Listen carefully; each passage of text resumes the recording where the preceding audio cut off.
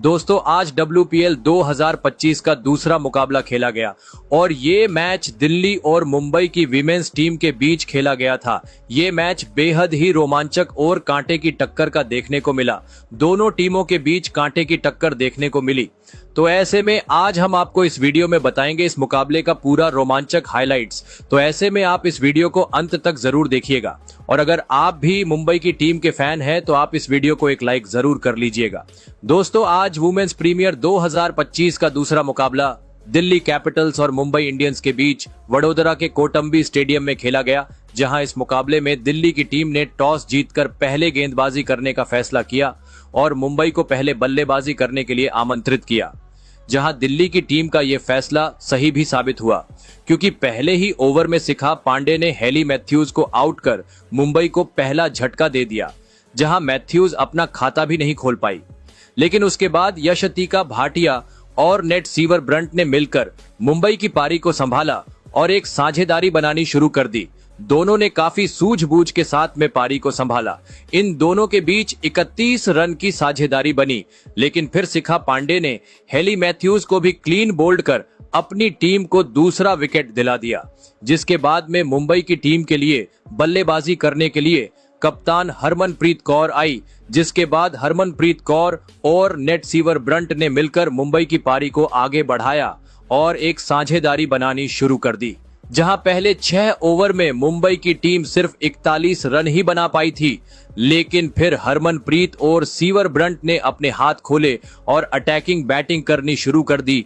इन दोनों ने दिल्ली के गेंदबाजों के खिलाफ ताबड़तोड़ बल्लेबाजी करनी शुरू कर दी। जहां 8वें ओवर में हरमनप्रीत कौर ने एक चौका और एक छक्का लगाया, वही सीवर ब्रंट ने भी एक चौका लगाकर इस ओवर से टोटल 18 रन निकाल ली और अपनी टीम के ऊपर से प्रेशर को कम किया। इन दोनों ने देखते ही देखते अर्धशतकीय साझेदारी भी पूरी कर ली।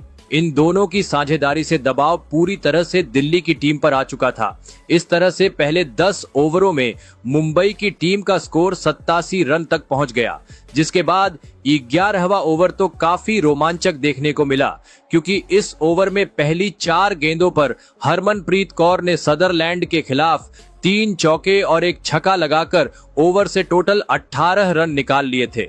लेकिन फिर 5वीं गेंद पर भी बड़ा शॉट खेलने के चक्कर में हरमनप्रीत कौर आउट हो गई और इसी के साथ मुंबई की टीम को तीसरा झटका लग गया, जहां हरमनप्रीत कौर ने मुंबई के लिए 22 गेंदों पर 42 रन की पारी खेली।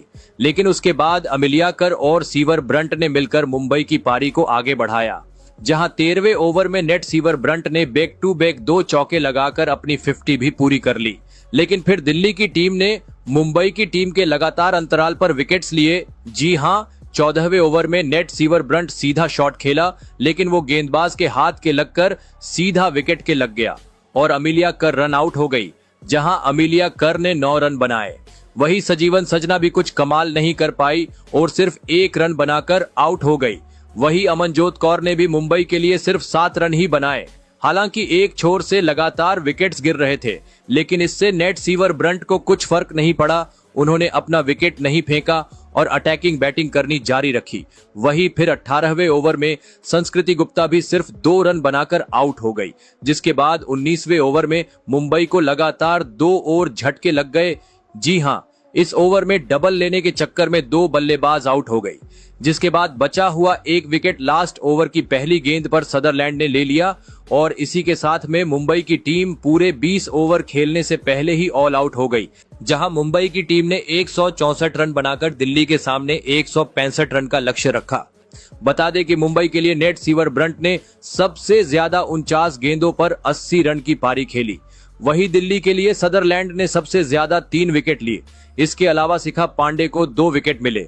दिल्ली की टीम ने गेंदबाजी में तो वापसी कर ली थी, अब सारी जिम्मेदारी दिल्ली के बल्लेबाजों पर थी, जिसके बाद में दिल्ली की टीम इस लक्ष्य का पीछा करने के लिए आई।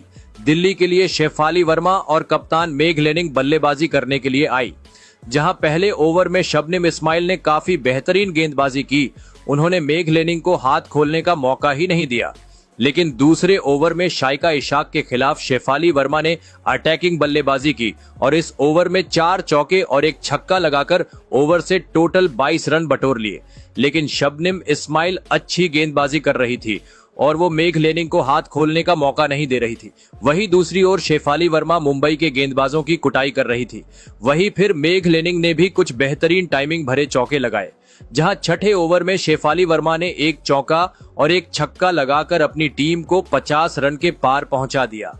लेकिन इसी ओवर की 5वीं गेंद पर मैथ्यूज ने शेफाली वर्मा को आउट कर अपनी टीम को बड़ी विकेट दिलाई।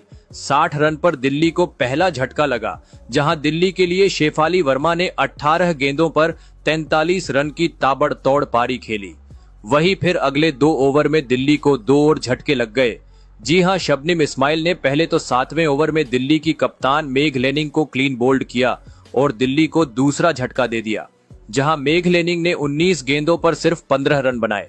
वहीं जेमिमा रोड्रिग्स भी कुछ कमाल नहीं कर पाई और वो कवर के ऊपर से चौका लगाने के चक्कर में आउट हो गई।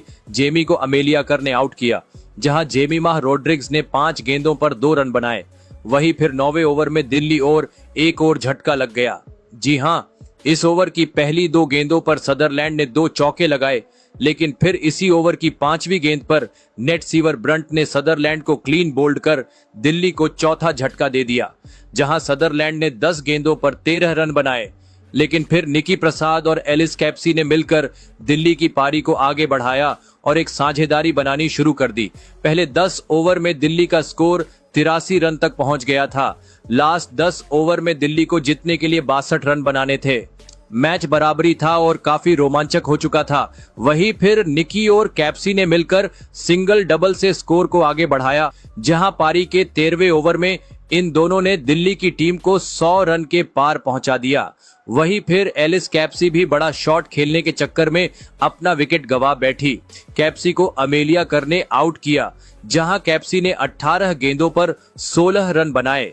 अब लास्ट 5 ओवरों में दिल्ली को 54 रन बनाने थे, जिसके बाद बल्लेबाजी करने आई सारा ब्राइस ने आते ही अटैकिंग शॉट्स खेले और मुंबई के गेंदबाजों को अटैक किया, जहां 17वें ओवर में ब्राइस ने एक चौका और एक छक्का लगाया। वहीं फिर निकी ने भी ब्राइस का अच्छा साथ दिया, लेकिन फिर ब्राइस को मैथ्यूज ने आउट कर अपनी टीम को इस मैच में फ्रंट फुट पर डाल दिया, जहां ब्राइस ने 10 गेंदों पर 21 रन बनाए। वहीं फिर बल्लेबाजी करने आई शिखा पांडे भी सिर्फ 2 रन बनाकर रन आउट हो गई। लेकिन उसके बाद बल्लेबाजी करने आई राधा यादव ने 19वें ओवर की आखिरी गेंद पर छक्का लगाकर अपनी टीम को इस मैच में बनाए रखा। अब लास्ट ओवर में दिल्ली को 10 रन बनाने थे, जिसके बाद लास्ट ओवर की पहली गेंद पर निकी ने चौका लगा दिया। हालांकि वहां मिसफील्ड हुई, जिसके बाद दूसरी गेंद पर 2 रन आए। फिर तीसरी गेंद पर निकी प्रसाद ने सिंगल लिया। वहीं फिर चौथी गेंद पर भी सिंगल आया, लेकिन 5वीं गेंद पर निकी यादव बड़ा शॉट खेलने के चक्कर में आउट हो गई, जहां निकी ने 33 गेंदों पर 35 रन बनाए। वहीं फिर लास्ट गेंद पर अरुणधति रेड्डी ने 2 रन लेकर अपनी टीम को इस मैच में 2 विकेट से जीत दिला दी और इस तरह से दिल्ली की टीम ने लास्ट गेंद पर यह मैच जीत लिया। बाकी दोस्तों, आपके हिसाब से दिल्ली की इस जीत का हीरो कौन है? अपनी राय कमेंट में जरूर बताइएगा।